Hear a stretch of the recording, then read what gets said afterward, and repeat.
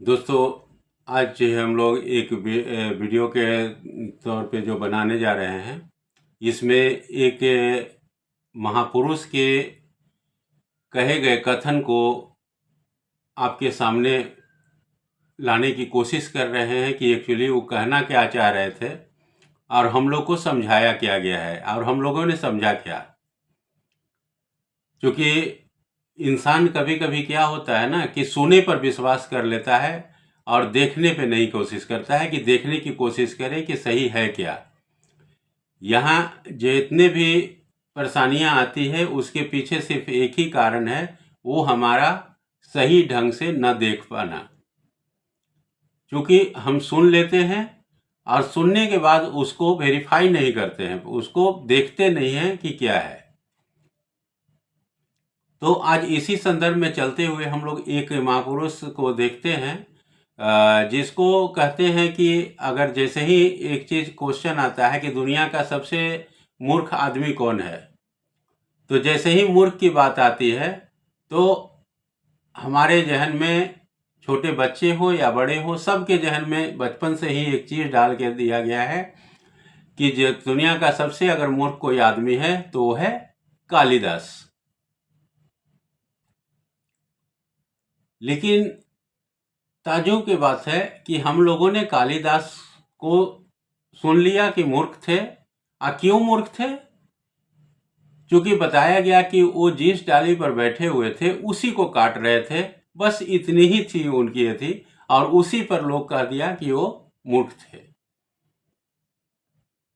लेकिन हम लोगों ने बहुत बार पढ़ा है, बहुत बार देखा भी है कि वो कालिदास की लिखी हुई बहुत सारी रचनाएं भी है, बहुत बहुत बड़ी बड़ी ग्रंथ की रचना उन्होंने करी थी, जिसका वो खुद थी हैं।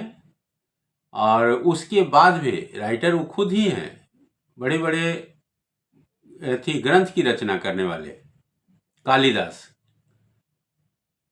लेकिन फिर भी उनको मूर्खों की उपाधि में यहाँ रखा गया है, कारण कि लोगों को इनकी जो मैसेज थी, जो ये कहना चाह रहे थे, उससे अनभिज्ञ रखा जाए।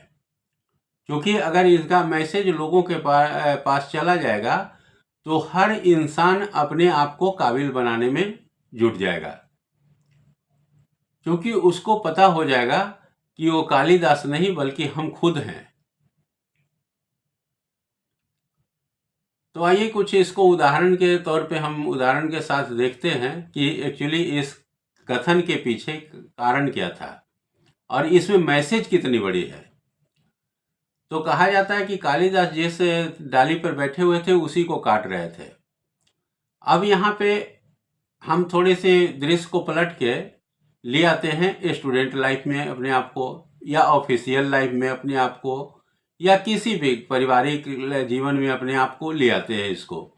अब हम लोग इमेजिन करें कि स्कूल हम जा रहे हैं, क्लास हमारा विधिवत हो रहा है, टाइमली हो रहा है, और उस क्लास को हम बंक करते हैं। जो वहाँ पे हमें होमवर्क मिलता है उस होमवर्क को हम जंप करते हैं, उसको ध्यान नहीं देते हैं। यानी कि वो जो क्लास हो गया, या वो जो जिस चीज़ की हम पढ़ाई कर रहे हैं, वो क्या हो गया, डाली हो गया।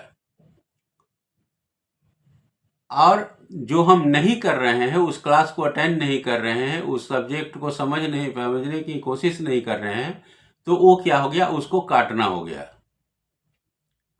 तो हम जिस क्लास में पढ़ रहे हैं और जिस डाली पर हम बैठे हुए हैं, उसी को हम धीरे धीरे काट रहे हैं।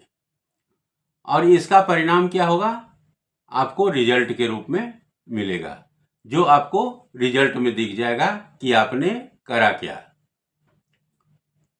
अगर आप फेल हो जाते हैं, उस क्लास में आप फेल हो गए, तो क्या हुआ, आप जिस डाली पर बैठे हुए थे उसी को काटे और नतीजा है कि धड़ाम से नीचे गिरे। हम जिस फैक्ट्री में, जिस ऑफिस में काम करते हैं, उसको अपना सही ढंग से पूरा निष्ठापूर्वक उस कार्य को नहीं करते हैं। कभी लेट से जाते हैं, कभी समय पर कोई काम नहीं करते हैं, कभी जी चुराते हैं, कभी 2 दिन छुट्टी पे, कभी 4 दिन छुट्टी पे हम भाग जाते हैं। तो हम क्या कर रहे हैं? हम भी तो सेम काम वही कर रहे हैं ना जो कालिदास कर रहे थे। जिस डाली पर बैठे हुए थे उसी को काट रहे थे। तो जो कालिदास कर रहे थे वही काम हम भी कर रहे हैं। तो यहाँ पर हम लोग इमेजिनेशन कर सकते हैं, कल्पना कर सकते हैं कि कालिदास मूर्ख थे या हम खुद मूर्ख हैं।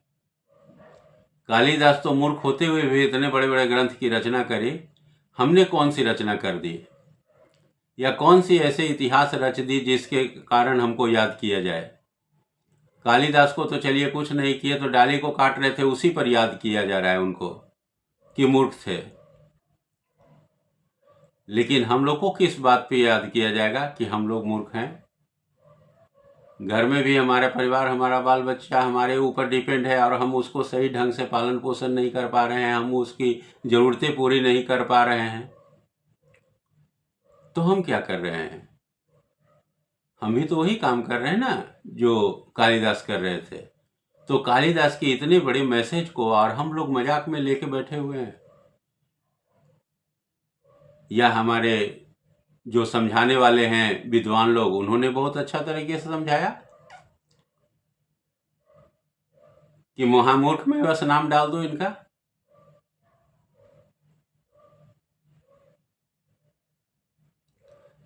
तो कालिदास, हर एक चीज की उपलब्धि के बाद उपाधि मिलती है। कालिदास को भी जो उपाधि मिली है उसी वजह से मिली है। आप विवेकानंद को देख लीजिए, कालिदास को देख लीजिए, तो इन लोग को क्यों मिला? बीरबल को देख लीजिए, तो उपाधि क्यों मिला? आप कभी गौर से देखे हैं कि इन शब्दों को क्यों दिया गया उनको नाम के आगे? कालिदास को भी उसी तरह से लिखा गया कि जिन्होंने काव्य को लिखा और उसके बाद भी दासता स्वीकार किए, वो अपने आप को दास ही मानते थे प्रभु के, तो वो कालिदास हो गए। विवेकानंद, जिन्होंने अपने विचार के वेग का आनंद लिया, खुद के विचार के वेग का आनंद लिया, वो विवेकानंद हो गए। बीरबल, जिसके विचारों में बल थी, शक्ति थी, वो बीरबल। ये उपलब्धि और उपाधि है। तो हम भी कुछ ऐसा करें कि जिससे मेरी भी कही हुई बात आगे लोगों को जीवन के उत्थान के लिए काम आए।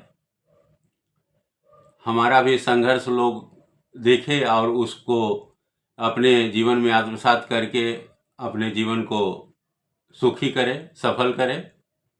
हम जिस काम को करें पूरी निष्ठा और पूरी ईमानदारी के साथ उस काम को करें, अपना पूरा 100% दें, क्योंकि हम भी उसी डाली पर बैठे हुए हैं जिस पे हमारा परिवार, हमारा समाज जो भी चल रहा है उसी के वजह से चल रहा है। हमारा जीवन यापन जो भी हो रहा है उसी के वजह से हो रहा है।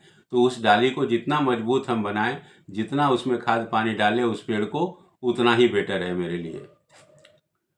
तो यहाँ पर बस यही चीज़ देखने की बात है कि कालिदास मूर्ख नहीं थे, वो बहुत बड़े मैसेज दिए थे और इस मैसेज का यही मेन उद्देश्य था कि लोग को पता चले कि जिस डाली पर बैठे हो उसको कभी काटो मत, और आप उसका सही सही इस्तेमाल करके अपने जीवन को सफल और सरल बनाएं। धन्यवाद।